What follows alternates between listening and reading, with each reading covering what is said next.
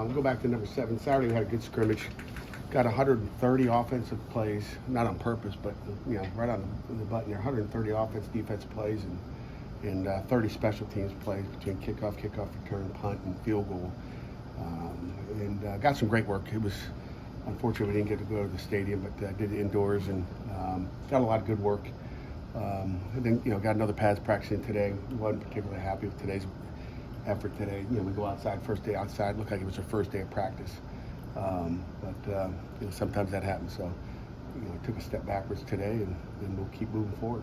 Is that something that can happen after a scrimmage when there's kind of an emotional high of hitting each other for the first time? Sometimes, just a lack of focus. Just sometimes it can happen. But that's a great excuse. You can make excuses for them. I'm not making those. What did the defense do to win the scrimmage on Saturday? It was a low scoring. I don't remember. It's like 28-24. Got 2 turnovers. The offense turned it over. The good thing about the scrimmage, it was a back and forth. It was solid. You weren't like it wasn't 50 big plays on the defense, or it was just like a solid, well run. As a head coach, you're kind of one of those. You're happy. You're not mad at the offense or the defense afterwards. And then it's really turnovers. So I just talked about turnovers.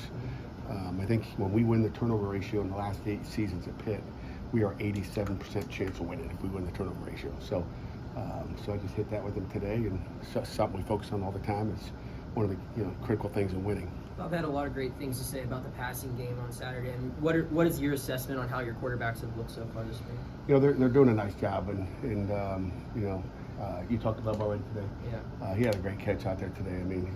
He had a nice catch out there today. He's played really, really well. Happy with where he is, and we'll see. We can grade the practice, grade scrimmage. We'll find out in September, when we open up. But I'm happy with where we are in the passing game. He said the offense was more exciting. Is that because it's another year in the offense, or is it because of the quarterback or a playmaker like him? I think the second year always helps. It's no more exciting than it was last year. We got a couple of new things here and there, but nothing that makes you go, oh my gosh, it's football.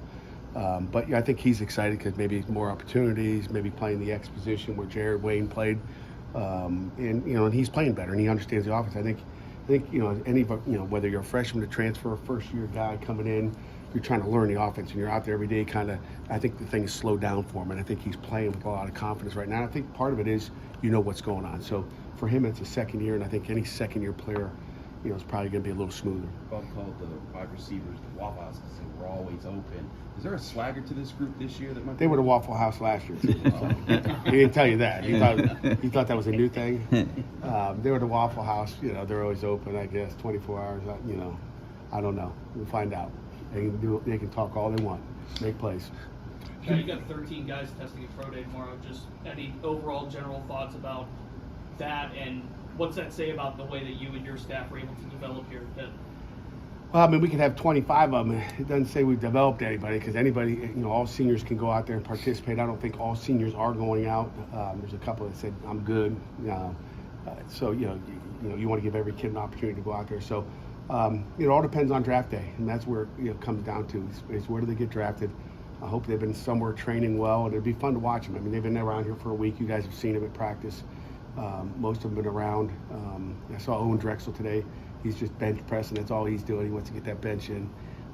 He's not going to run, which is probably a good thing. I don't know if I want to watch him run. I love you, Owen, but so we'll find out what happens on draft day. I think that's really, and then again what they do when they get into a camp and mini camp and all that. You look at the guys we've had around, whether they're fourth round or first round, they've gone and played. Look at last year with DeMar. He's played all year out there in Denver. So it comes down to draft day, and comes down to, and again, people make mistakes on draft day, and it comes down to them playing. And what do you want your current team to take away from tomorrow? I think a lot of them will go out there and watch and see where these guys were 4 or 5 years ago, 3 years ago, and go. I think as they watch it, I hope they just look and say, okay, I can do the same thing. It's all about development. We're going to develop our guys. I don't care if they come in as a 1-star, 4-star, 5-star. It doesn't matter. We're going to develop them. If you come in here and you listen and you learn.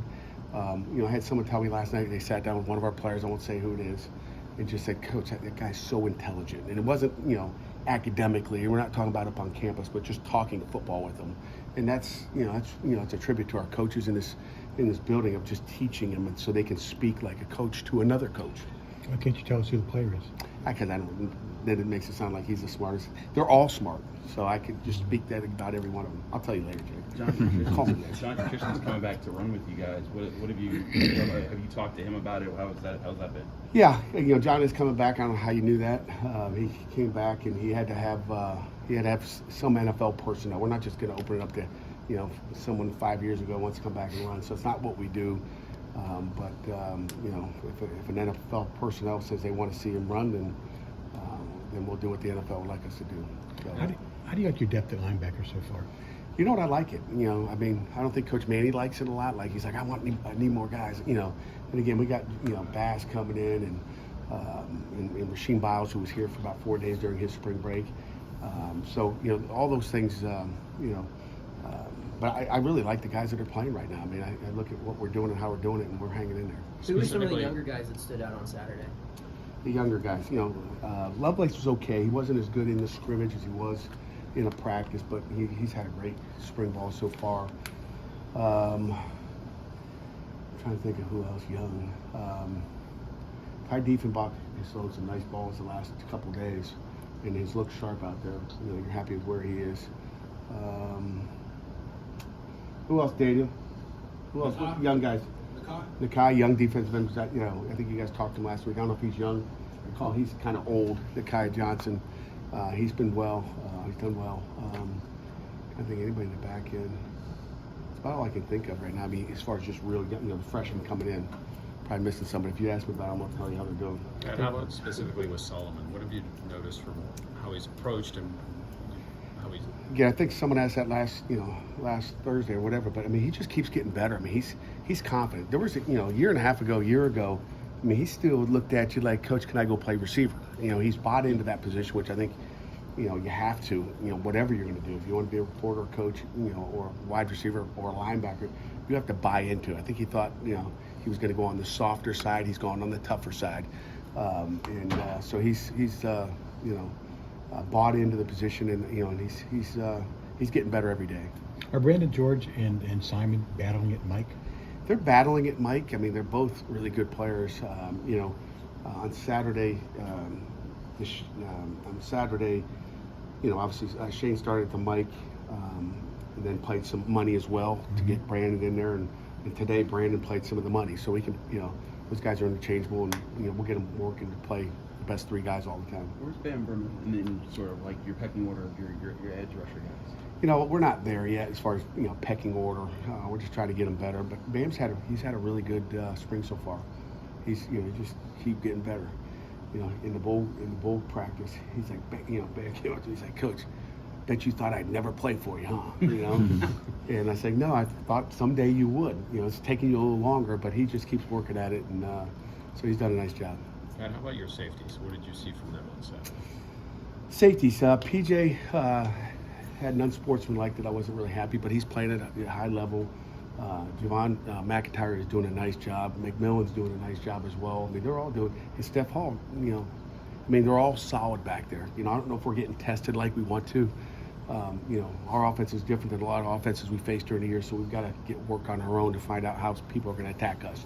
You guys know about all the RPOs, so it's hard if you're not facing a true RPO team like some of the teams, so you're not seeing it every day to where you get an isolation on those safeties. So we work some more one-on-ones just to get that work during certain periods, just to get them a little bit, but you don't necessarily see it in a scrimmage, if that makes sense. Anything else for Coach? Pat, Kalijah's gotten a lot of first-round grades for this draft coming up. What do you think makes him stand out and has that potential to be picked in the first round? It's called athletic ability. I mean, it's there's not a lot of guys that are 280 running a 4.6 and as twitchy as that guy is. I mean, he's different, okay? And you can stack all the D tackles up across the country. That guy can play inside in a 1 or a 3, and the guy can play in a 4-eye and a 3-4 defense. So I think he can do a lot of different things. He's fast. He's athletic, and he's smart. I mean, those are a lot of fast and smart is really good at 280. He's all of those, and you're not going to have any character issues with the guy. He's just like I think the biggest problem I had besides Sebastian. The biggest problem I had with him is he had too many phones and too many bills. And Vicky, my secretary, had to, our administrative assistant, had to help him call and get these phone bills down. I think we saved him $1,000 a month. That's the only problem I've had with him in 4 years. He got his phone. He saved him $1,000 a year. I have to ask him about it tomorrow. Vicky did it. Anything else? You get too many phones. What do you need? I got one phone. All right, guys. Thanks.